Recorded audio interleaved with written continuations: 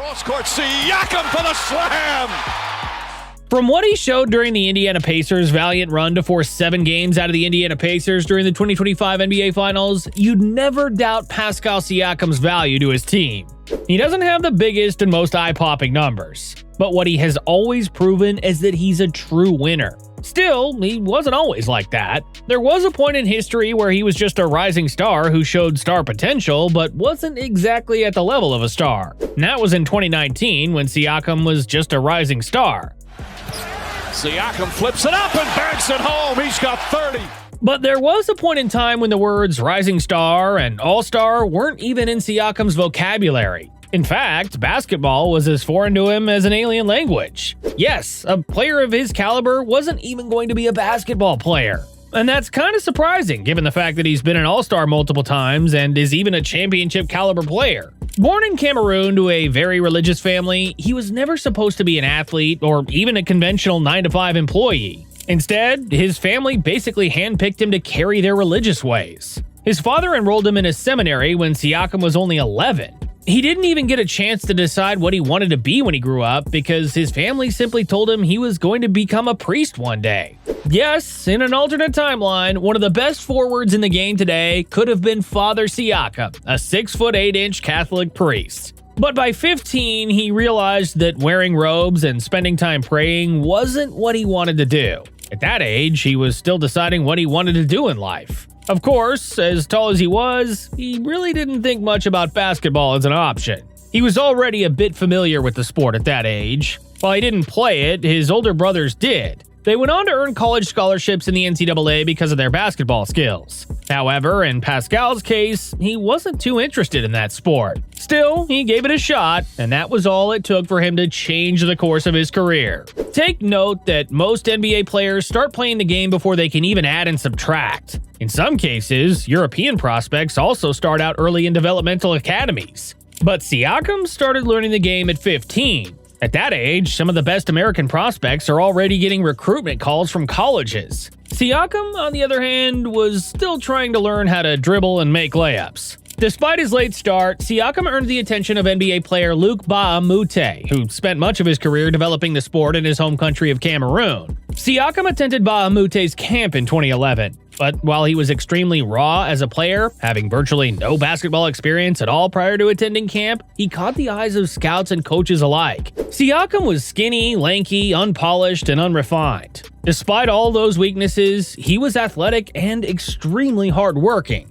The effort he showed on the court stood out, especially when combined with his natural athletic abilities. Even Masai Ujiri, who was the Toronto Raptors president at that time, knew Siakam was an unpolished gem that needed a good mentor to take his game to the next level. So, 3 years later, Siakam ventured out of Cameroon for the first time in his life to move to the United States to play high school basketball. Siakam in transition. At 18 years old, he took a shot at a basketball career in the US, not knowing the culture and language before moving there. This was a huge career change from the 15-year-old teenager who had not played basketball before. He was now in the US, not to become a priest, but to earn himself a college basketball scholarship. Unfortunately, he wasn't pursued by a lot of schools. His biggest suitor was New Mexico State University, a school that had been eyeing him ever since he started playing basketball in Cameroon. Not having a lot of options, Siakam went to New Mexico State, where he spent 2 seasons averaging 16.6 points and 9.7 rebounds. During his sophomore year, he averaged 20.3 points and 11.6 rebounds to prove that he had grown so much since first coming to the States. But then again, New Mexico State wasn't the most competitive program, hurting Siakam's stock in the 2016 draft. What's more was that even after putting up good numbers in college, he was still considered raw by NBA standards. Masai Ujiri, who watched Siakam grow in Cameroon all the way to college, took a chance on him by drafting him 27th overall. No one thought he was good enough to be in the top 20. Some scouts even thought he was an early second-round pick. But the Raptors knew they had a gem and a hard worker in Siakam. And while it took some time for him to polish his skills well enough to earn quality minutes, he proved that he had the potential to be a star. A lot of people will know this. Siakam. As a rookie, Siakam juggled time between the Toronto Raptors and their G League affiliate, the Raptors 905. He played a few minutes with the Raptors, starting at power forward 38 times. But when he wasn't playing with the main team, he was dominating as the star of the 905, eventually leading that team to the G League championship. Siakam averaged 23 points and 9 rebounds to win the 2017 G League Finals MVP. He proved he was a true winner. And with the Raptors realizing Siakam was ready for bigger responsibilities, he was elevated to the main roster, where he averaged 4.2 points and 3.4 rebounds during his rookie season. Still, he was a long way from becoming a star. By the time he was a sophomore in the NBA, he was more of an energy player off the bench, providing quality minutes and great production for the Raptors. And this Toronto team wasn't even a bad or mediocre squad because it was the best the East had to offer during the regular season. Siakam was part of the Raptors' elite bench squad, which was composed of underrated players who worked hard for their minutes. While the team had a true core composed of DeMar DeRozan, Kyle Lowry, and Serge Ibaka, the bench made all the difference because Siakam, along with Fred VanVleet, Norman Powell, Jacob Poeltl, and DeLon Wright, outworked opposing benches. In the limited touches he got during the 2017-18 season, Siakam averaged 7.3 points and 4.5 rebounds in 20 minutes of play. World Championship. Three-time All-Star, former Defensive Player of the Year. Look at Siakam! He helped the Raptors win 59 games during the regular season, only for that team to lose in a sweep to the Cleveland Cavaliers in the second round. Then, something changed coming into the 2018 offseason. The Toronto Raptors acquired Kawhi Leonard and Danny Green from the San Antonio Spurs in a trade that involved DeMar DeRozan and Jacob Poeltl. Leonard, one of the elite players of the league, covered the small forward position, with Green playing the shooting guard. Meanwhile, Ibaka, a traditional power forward, moved up to center. This allowed Siakam to move into the starting power forward position, and he did not disappoint the Raptors after finally earning a starting spot. This was no longer the same raw prospect the Raptors drafted in 2016. By 2018, Siakam had evolved into a true modern-day power forward. Instead of simply relying on athleticism and effort, he honed his game to such a level that allowed him to hit perimeter jump shots or even extend his game out to the three-point line. On top of that, he could also create plays for others with his underrated playmaking abilities. He earned the nickname Spicy P because he had a bit of spice in his game, especially with the way he surprised everyone with his growth as an all-around scoring forward. 2 seconds to the rim with the left hand!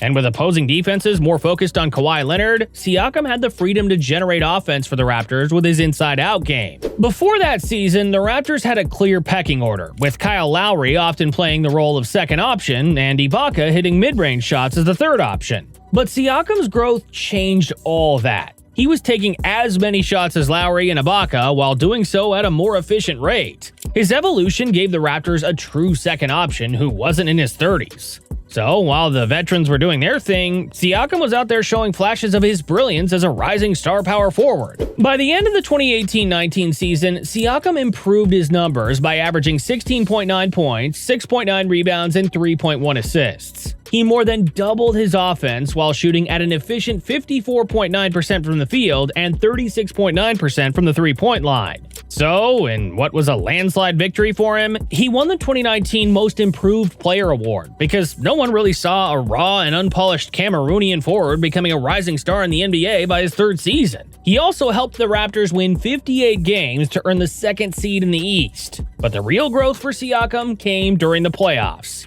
Siakam was unstoppable in the first round when he averaged 22.6 points and 8.4 rebounds against the Orlando Magic, helping the Raptors beat them in 5 games. Four to shoot for Siakam. It's been his night tonight, and he delivers! His signature performance was when he had 30 points and 11 rebounds in Game 3. The second round was a classic series against the Philadelphia 76ers. While he may have been smaller, Siakam outplayed fellow Cameroonian big man Joel Embiid. He averaged 19.4 points and 6.4 rebounds, thoroughly performing better than Embiid, who averaged 17.6 points on 37% shooting from the field. But the highlight of that series came in the dying moments of Game 7, when Kawhi Leonard drained a bouncing game-winning shot that sent the Raptors to the Eastern Conference Finals. Siakam had the unenviable task of defending the league MVP, Giannis Antetokounmpo, an all-time great power forward. The 6'11" long and mobile Giannis Antetokounmpo was always going to be a tough cover for anyone in the league. Siakam, however, at that point, had evolved into a capable defender. At around 6'8" and 230 pounds, he was big enough to handle opposing power forwards, but mobile enough to keep in step with smaller players. Giannis, however, was too big and too explosive for anyone to defend on their own, making him the toughest cover for Siakam the entire playoff series. While he was never going to shut down Giannis on his own, Siakam was part of the Raptors' dreaded wall. His job was not to contain the Greek Freak, but to simply slow him down on his drives well enough until the Raptors could form a wall in the paint. The Giannis wall effectively slowed Antetokounmpo down and prevented him from attacking the paint. So, from averaging close to 28 points a game during the regular season, he was limited to around 23 points during that series against the Raptors, as Siakam's defense was crucial in sending Toronto to the NBA Finals for the first time in franchise history. Let Antetokounmpo come to him. They got the look they wanted. Giannis attacking. But there was a problem. The Raptors were set to face the Golden State Warriors, a team that had Stephen Curry, Kevin Durant, Klay Thompson, and DeMarcus Cousins. While Durant and Cousins were not at the top of their games due to injuries, this team was still the most unstoppable squad in the modern NBA, having won 3 of the last 4 championships.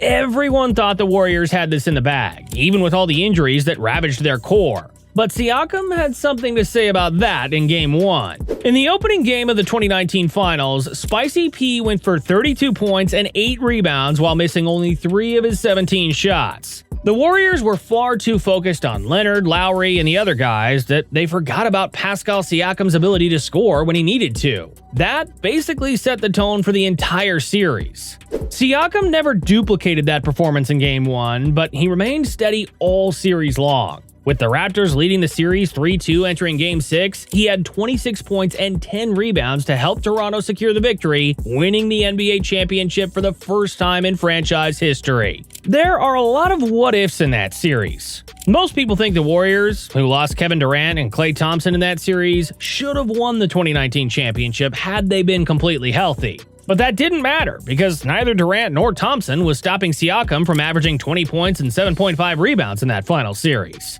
To give. Siakam drives, gets past Green, throws it up and in. Pascal Siakam. He didn't win the Finals MVP. That accolade belonged to Leonard. But without Siakam playing the role of the team's rising star, the Raptors would have never won that championship. That championship team was short-lived because Leonard left in free agency after spending 1 season in Toronto. But the Raptors weren't too worried about it because they had a legit rising star in Siakam. True enough, Spicy P evolved into a true all-star by averaging over 22 points for the Raptors over the course of the next 5 seasons. During that run, he made the All-Star team and All-NBA team twice, proving his worth as one of the best power forwards in the game. While Siakam never won another title with the Raptors and was eventually traded to the Indiana Pacers in 2024, you'd always look back to that 2019 run as the year that set the stage for his rise as one of the best power forwards in the game. Of course, the Raptors wouldn't have won that 2019 title if it had not been for Spicy P, who went on to prove his worth as a championship-level player by pushing the Pacers past their limits during their 2025 run to the finals.